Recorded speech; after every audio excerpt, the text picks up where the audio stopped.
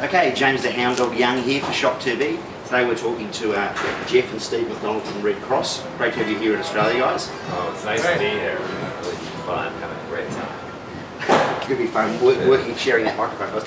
Now, I saw you guys perform live last night, and one of the things that struck me is when I listen to your records, I sometimes think of you as a pop band, but then when I saw your live performance last night, I felt got more of a sense of punk energy.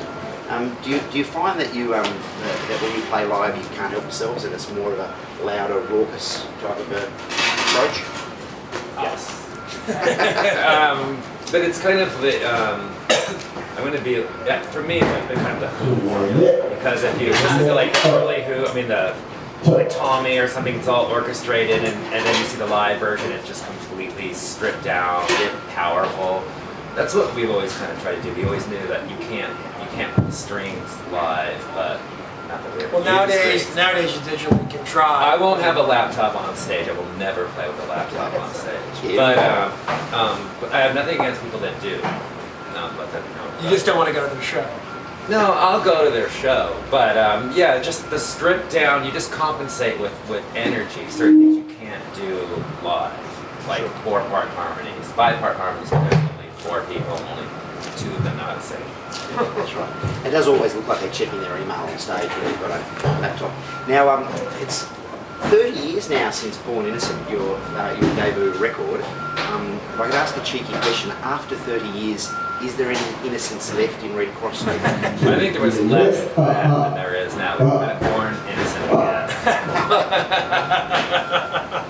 That's good. Born innocent again. Now, I've heard your music described as bubblegum pop, and punk rock, and even pre-spandex glam. How do you guys like your music? It's the sound of Redd Kross.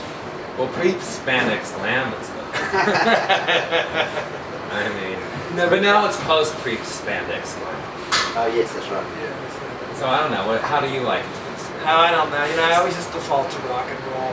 I think that it's it's really difficult for me to get into any one particular subcategory, subgenre. When we've always just been a garbage pail of our influences and not afraid to show them. And, so it's, like you said, it's punk, it's pop, it's fun, but more than anything, it's rock. Okay. Now, I felt there was a lot of love in the room last night when I saw Redd Kross on stage. It's 18 long years since you've been in Australia. Why so long, and what brought you back? Well, why so long? I mean, I don't know. That's probably so long of an answer. But we after '97, actually we came here in '94 and played with the Hoodoo Gurus, and then we did one more record, Show World, in '97, and then just decided to take a break, which turned into like a 10-year hiatus, and and we all just both kind of explored other things. We started Redd Kross when I was 10 or 11 years old. Yep. So by the time I was 30, I personally started thinking like, that's crazy. I made like career decisions about my life when I was 11 years old, which I'm actually very grateful for. Can't believe I had passion. I mean, I'm lucky for the passion. I'm grateful for it rather. But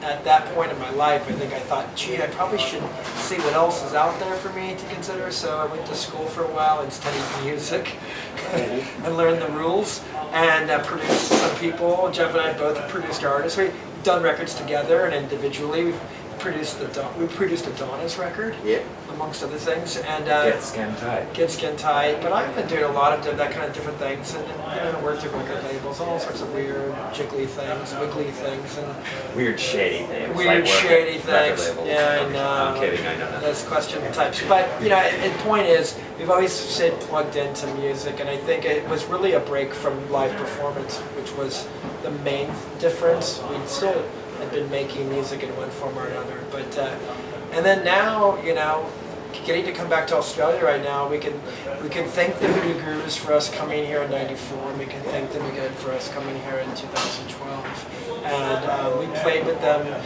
about a year and a half ago in Spain, another Yeah. interesting country that are real rock and roll purists, and I have a love for both of what we do and the Hoodoo Gurus, and so I guess when they came up with the idea of their invitational, we were fresh in their minds, and you know, we've always felt like brothers in arms ever since we first met them in the mid-'80s and stuff, and so it's great. You mentioned Spain. I was lucky enough to go to the Camino Rock Festival in 2006. Oh, right. Where Oh, yeah, that was you fun. guys played. And That was our first show playing together again. That was the end of our hiatus. yeah, it was the best part of a decade. Are you guys kind of like Elizabeth Taylor and Richard Burton? You kind of got married and then you got divorced and decided to get married again. You just can't stay apart.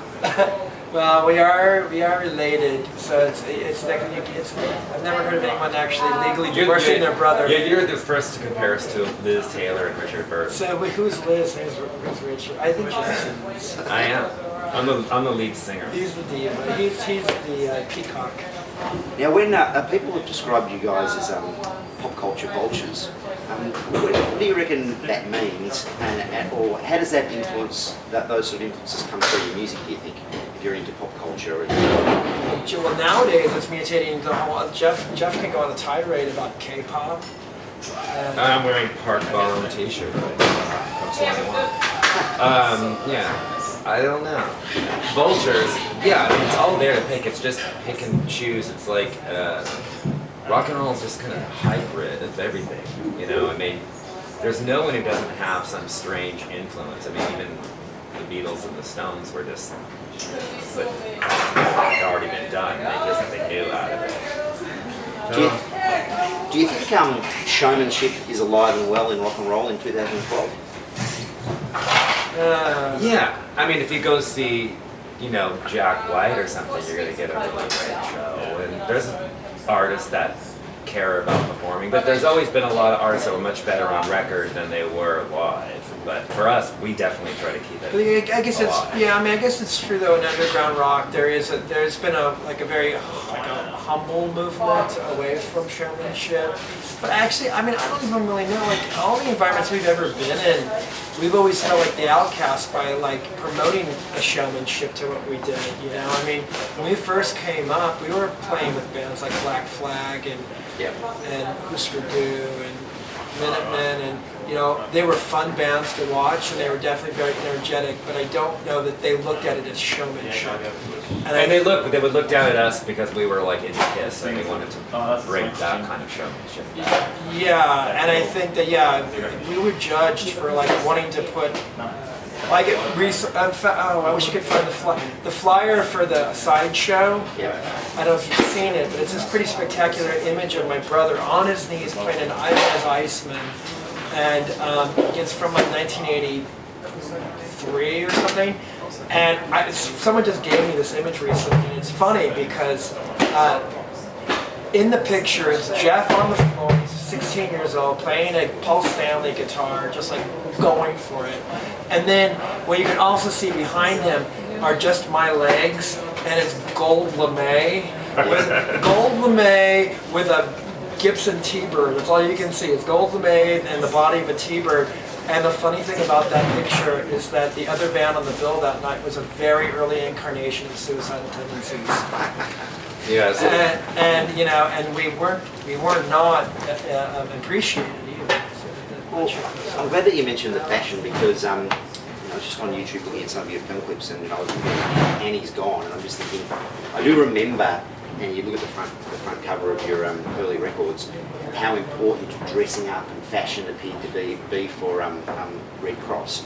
And yet when I saw you on stage last night, as you are now, it was pretty much, I mean, you look cool, but you're just in jeans and a t-shirt, and you just, the theatre's coming from the performance more than the clothes. But was that a conscious decision? Is it to do with maturing, becoming? No, it's about baggage, weight restraint. I swear, every time we've done these international tours, I've been like, I always have all these stage attires, and they weigh a lot, and I just thought, oh god, my bag was already 20 pounds. Yeah, we already spent $50 overweight, so I decided I'd go for like a more slim down look, streamlined look. Yeah, but we did. But the next time we'll have the weighty attire. We look forward.